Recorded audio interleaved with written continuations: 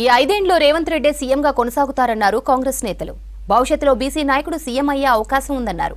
బీజేపీకి చిత్తశుద్ధి ఉంటే కులగణన చేయాలని డిమాండ్ చేశారు నేతలు. దేశంలో ఎక్కడా లేని విధంగా రాష్ట్రంలో కులగణన జరిగిందన్నారు. రాహుల్ కులంపై విమర్శించే రైట్ బీజేపీకి లేదని హెచ్చరించారు కాంగ్రెస్ నేతలు.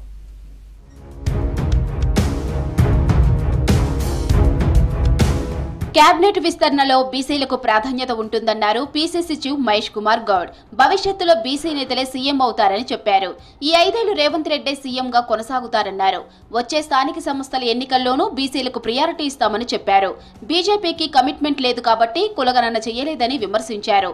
9వ షెడ్యూల్ చట్ట సవరణ చేసి మీ చిత్తశుద్ధి నిరూపించుకోవాలని బండి సంజయ్కి సవాలు విసిరారు మహేష్ కుమార్ గౌడ్. మేము ఇప్పుడు బీజేపీ గారిని బీఆర్ఎస్ వాళ్ళని అడుగుతున్నాం. మాకు చిత్తశుద్ధి మేము చేస్తా ఉన్నాము. మీరు 10 ఏళ్ళు బీఆర్ఎస్ చేయలేదు. ఇలా బీజేపీకి అవకాశం ఉంది, కేంద్రంలో అధికారంలో ఉంది. మీరు మీ చిత్తశుద్ధి చాటుకోవాలి. ఇవాళ బండి సంజయ్ గారికి నేను వీతో పక్తాను. ఓబీసీ బిడ్డగా మీరు కేంద్రంలో మంత్రిగా ఉన్నారు.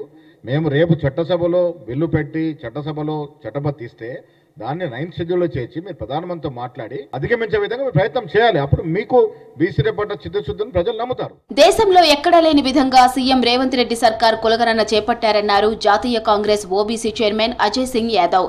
ఇప్పుడు దేశం మొత్తం తెలంగాణ వైపు చూస్తుందన్నారు. 46% బీసీలకు 10% ఈడబ్ల్యూఎస్ కు లోకల్ బాడీ ఎన్నికల్లో అమలు చేస్తుందన్నారు.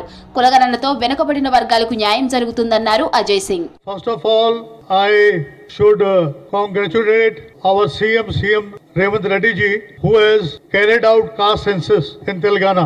And I think the caste census carried out by Telangana government would be a eye opener for the entire country. Bihar had also carried out a caste census, but the way in which the Telangana government has carried out caste census, it would be a game changer for the entire society. కేంద్ర మంత్రి బండి సంజయ్ వ్యాఖ్యలకు counter ఇచ్చారు కాంగ్రెస్ మాజీ MP senior నేత మధు యాష్కి గౌడ్. కులాలు మతాల పేరుతో విభజించే పార్టీ బీజేపీ అన్నారు.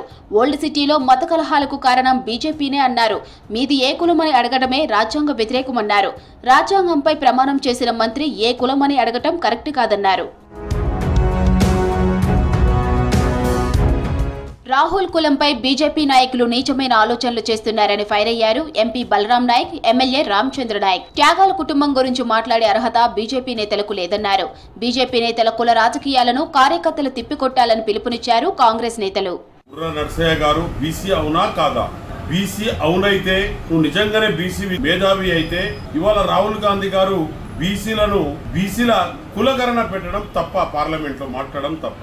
అదే విధంగా మా రేవంత్ రెడ్డి గారు బీసీ కులగణన కొరకు దాదాపుగా 42% కులగణనకు పెట్టడం తప్ప.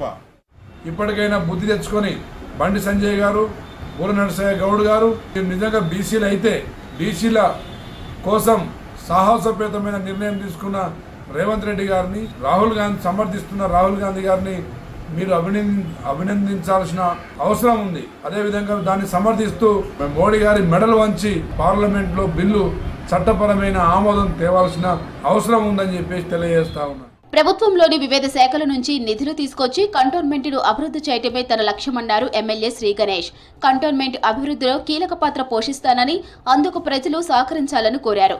సికింద్రాబాద్ కంటోన్మెంట్ 6వ వార్డులో సీవరేజ్ పైప్ లైన్ ప్రారంభించారు ఎమ్మెల్యే. రాష్ట్ర ప్రభుత్వం నుంచి ప్రతి శాఖలో నిధులు ఉంటాయి, ప్రతి శాఖ నుంచి నిధులు తీసుకురావచ్చు. అదే మాదిరిగా నేను ఊరికే ప్రెస్ మీట్లు పెట్టి వాళ్ళ మీద నెట్లు కాదు, సెక్రటరియట్ మంత్రులు తిరిగి డబ్బులు తీసుకొస్తే డెవలప్మెంట్ అవుతుంది. డెవలప్మెంట్ మీరు కూడా మనం కూడా చేస్తే బాగుంటుంది. కంటోన్మెంట్ ప్రజలందరూ ఆశీర్వాదం ఉండాలి. మీ అనుభవం అంతా తోడైతే డెఫినెట్ గా మనకు ఇచ్చిన అవకాశాన్ని మనం గ్రాండ్ సక్సెస్ చేసి ప్రజలకు అందుబాటు ఉండి డెవలప్మెంట్ ముందుకు సాగుతానని. దేశంలో బీజేపీ కులమతాల పేరుతో చిచ్చు పెడుతుందని ఆరోపిస్తున్నారు కాంగ్రెస్ నేతలు. ఎస్సీ వర్గీకరణకు చట్టం తెస్తామని చెబుతున్నారు.